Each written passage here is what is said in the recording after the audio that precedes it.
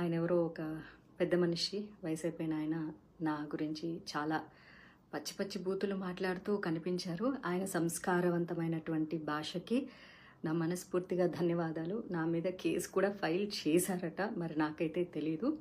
ఒకవేళ మహిళల సంరక్షణ గురించి నేను మాట్లాడడమే నేరంగా భారతదేశంలో పరిగణించబడితే అలాంటివి మరికొన్ని 10 కాదు 100 వీడియోలు చేయడానికి నేను సిద్ధంగా ఉన్నాను. నా మీద 100 కేసులు ఎవరైనా పెట్టుకోవాలి అనుకుంటే దయచేసి పెట్టుకోవచ్చు.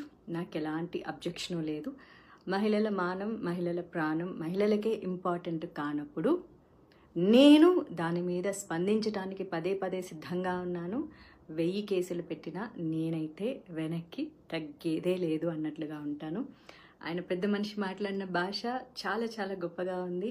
వాళ్ళ తాడిపత్రి మహిళలు పతివ్రతలు, పక్క ఊర్లో ఉన్న వాళ్ళందరూ పతితలు అని మాట్లాడిన ఆయన గొప్ప భాషకి, గొప్ప సంస్కారానికి, అలాగే తాడిపత్రిలో ఉండే ప్రతి పతివ్రతకి, వారిని సమర్థిస్తున్నటువంటి ప్రతి పురుషుడికి కూడా మనస్ఫూర్తిగా ధన్యవాదాలు. కాకపోతే ఆ ఊరి మహిళలకు కానీ, ఆ ఊరి పురుషులకు కానీ, పాపం వాళ్ళు ఏమీ అనలేదు నన్ను.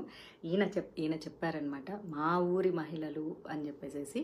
సో మరి నేను కూడా మహిళే కదా, నేనేమన్నా ఒక్క బూతు మాట మాట్లాడడం జరిగిందా? పోనీ ఆ పెద్ద మనిషి పేరైనా తీయడం జరిగిందా? అసలు ఆయన ఎవరో కూడా నాకు తెలియదు. ఇప్పుడు నేను తెల్లారి చూసే వరకు కూడా ఆడేదో జేసీ పార్క్ అన్నానా, జేసీ పార్క్ ఆయన కట్టించుకున్నదన్న సంగతి కూడా నాకేం తెలుసు.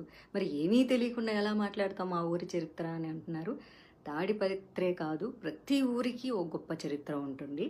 తాడిపత్రి గొప్ప చరిత్ర అన్నది హిస్టరీకి సంబంధించింది అయితే, గాంజా, సిగరెట్టు, మందు, డ్రగ్స్ అన్నవి నేర చరిత్రలకు సంబంధించినవి.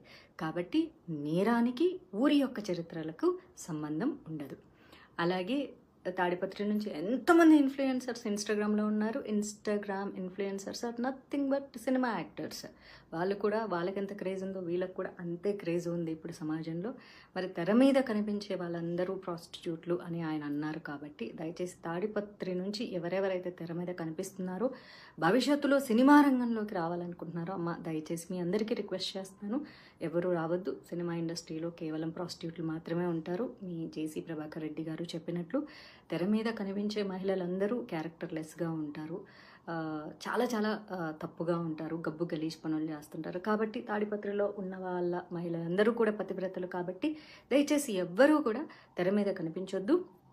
మీ అందాలు కానీ, మీ యొక్క ఆలోచనలు కానీ, మీ యొక్క రూపాన్ని కానీ కేవలం పెళ్లి వరకు మీ అమ్మా నాన్నలతో ఉంచి పెళ్లి తర్వాత మీ భర్తకి సమర్పించవలసిందిగా మనస్ఫూర్తిగా కోరుకుంటున్నాను. కానీ తాడిపత్రిలో ఉండే మహిళలకు స్వేచ్ఛ కావాలి. డీజే కొట్టుకోవాలి, 1 o'clock వరకు